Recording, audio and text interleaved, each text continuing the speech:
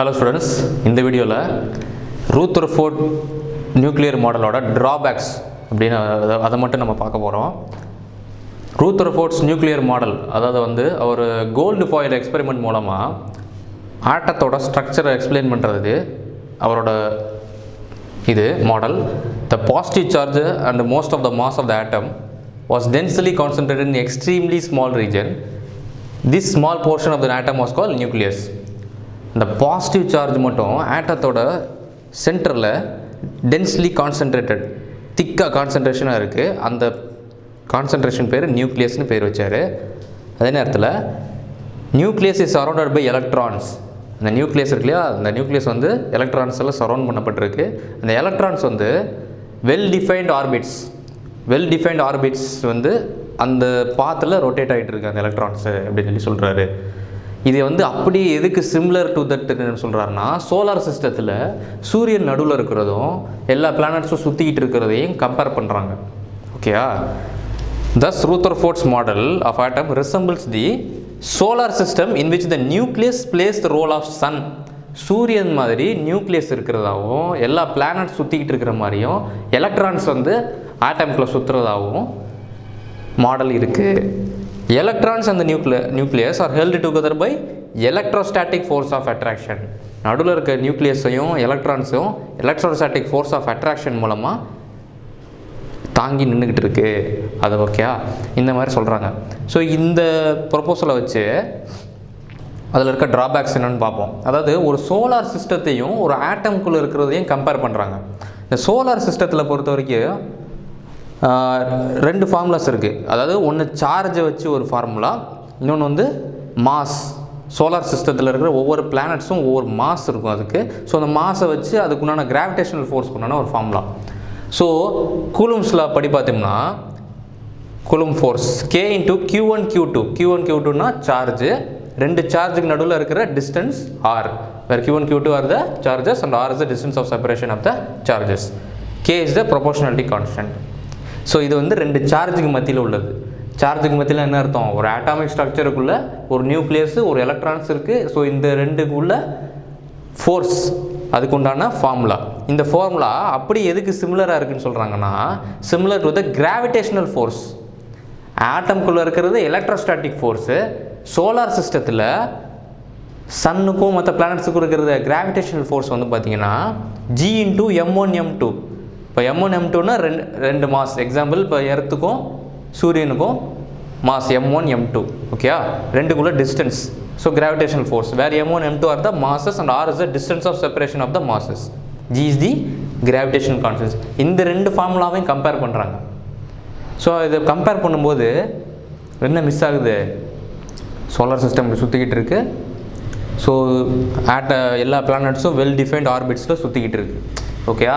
இப்போ இது அப்படியே அட்டாமிக் மாடலோட கம்பேர் பண்ணுறாங்க. இது வந்து charge. So electron is a charged particle, negatively charged particle. Proton வந்து பாசிட்டிவ்லி சார்ஜ்டு பார்ட்டிகிள்.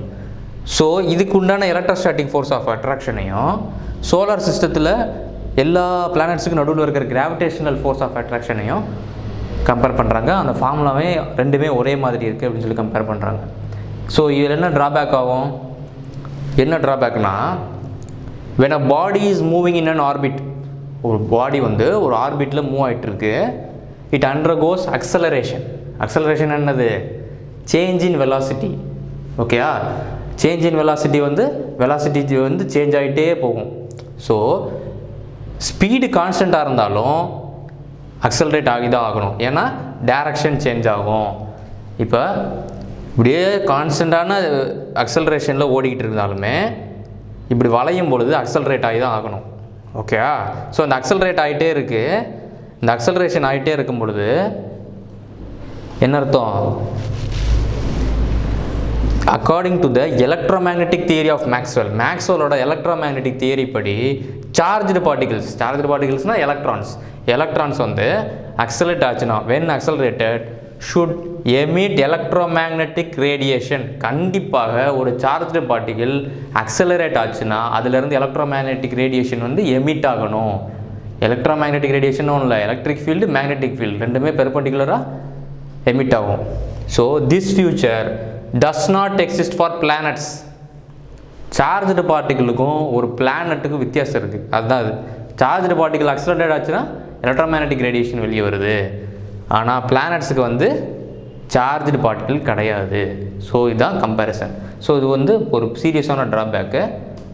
அதே நேரத்தில் இந்த எலக்ட்ரான் இப்படியே அக்ஸலரேட் ஆகி சுற்றுது, சார்ஜ்டு பார்ட்டிகள் அக்ஸலரேட் ஆகி சுற்றிக்கிட்டு இருக்குது அப்படின்னு சொல்லி ஒரு ஆர்பிட்டில் சுற்றிக்கிட்டு இருக்குன்னா அதுலேருந்து ரேடியேஷன் எமிட் ஆகுதுன்னு சொன்னால் அந்த எலக்ட்ரான் என்ன ஆகும், அப்படியே ஆர்பிட் கொஞ்சம் கொஞ்சமாக குறைஞ்சி ரேடியேஷன் எமிட் ஆகிறதுனால கொஞ்சம் கொஞ்சமாக குறைஞ்சி நியூக்ளியஸோட போய் அட்டாச் ஆகிடணும். ஓகேயா? ஸோ அவ்வளோ அதில் என்ன ப்ராப்ளம் வரும், இப்போ எலக்ட்ரான் வந்து நியூக்ளியஸோட போய் அட்டாச் ஆகிடுச்சுன்னா ஸ்டெபிலிட்டியோட ஒரு பெரிய கொஸ்டின் ஆகிடும். ஓகேயா? ஸோ இந்த விஷயம் வந்து சீரியஸான ட்ராபேக்கு ரூதர்ஃபோர்ட் மாடலில். ஸோ எலக்ட்ரான் வந்து ரேடியேட் எமிட் ஆகிட்டே இருக்குது, அப்படியே வந்து நியூக்ளியஸோட ஜாயின் ஆகிருதுன்னா அந்த ஆட்டத்தோட மொத்த ஸ்டெபிலிட்டியுமே கொஸ்டின் மார்க் ஆகிடும். அதே நேரத்தில் அது நியூட்ரல் ஆட்டத்தை பற்றி அது எக்ஸ்பிளைன் பண்ண முடியல. இது எப்படி நியூட்ரலில் இருக்க முடியும், இப்படி இருந்தால் எப்படி நியூட்ரலில் இருக்க முடியும் அப்படிங்கிறத ரூதர்ஃபோர்டோட மாடல் எக்ஸ்பிளைன் பண்ண முடியல. ஓகே, இப்போ வந்து அதே நேரத்தில் என்ன சொல்லலை, electronic structure of atoms. Electronic ஸ்ட்ரக்சர்னால் எலக்ட்ரான்ஸில் எங்கெங்கே அரேஞ்ச் ஆகிருக்கு, எப்படி வந்து ஸ்ட்ரக்சர் ஆஃப் ஆட்டம்ஸ் இருக்குது, how the electrons are distributed around the நியூக்ளியஸை சுற்றி எப்படி எலக்ட்ரான் டிஸ்ட்ரிபியூட் பண்ணப்பட்டிருக்கு. அதே நேரத்தில் அந்த எலக்ட்ரானோட எனர்ஜி என்ன, what are the energies of this electrons அப்படிங்கிறத ரூதர்ஃபோர்ட் மாடல் எக்ஸ்பிளைன் பண்ணலை. ஸோ இதுதான் வந்து சீரியஸான ட்ராபேக்ஸு, ரூதர்ஃபோர்ட் மாடலோட சீரியஸான ட்ராபேக்ஸ். ஸோ ரூதர்ஃபோர்ட் மாடலுக்கு அப்புறமா பார்த்தீங்கன்னா ஒவ்வொரு இதையும் பார்த்தீங்கன்னா வேவ் நேச்சர் அடுத்து பார்ட்டிக்கல் நேச்சர்னு வந்து பிரியும். ஸோ எப்படி வந்து ஒரு லைட் ரேஸ் வந்து இதானாலோ, இப்போ நம்ம செல்ஃபோன் டவர்லேருந்து ஒரு சிக்னல் வருது, ஸோ சூரியன்லேருந்து லைட் ரேஸ் வருது, ஸோ இந்த ரேஸ்லாம் எப்படி ட்ராவல் ஆகுது, ஸோ அதோட நேச்சர் என்ன, அது எப்படி ட்ராவல் ஆகுது அப்படிங்கிறத ஒவ்வொரு செஞ்சுரிலையும் ஒவ்வொன்றா டிஸ்கவரி பண்ணிட்டு வராங்க. ஓகேயா? ரொம்ப இன்ட்ரெஸ்டிங்கான டாப்பிக்கு, டீப்பராக அண்டர்ஸ்டாண்ட் பண்ணணும். ஸோ அடுத்த வீடியோவில் அதை பற்றி பார்ப்போம். So thank you students.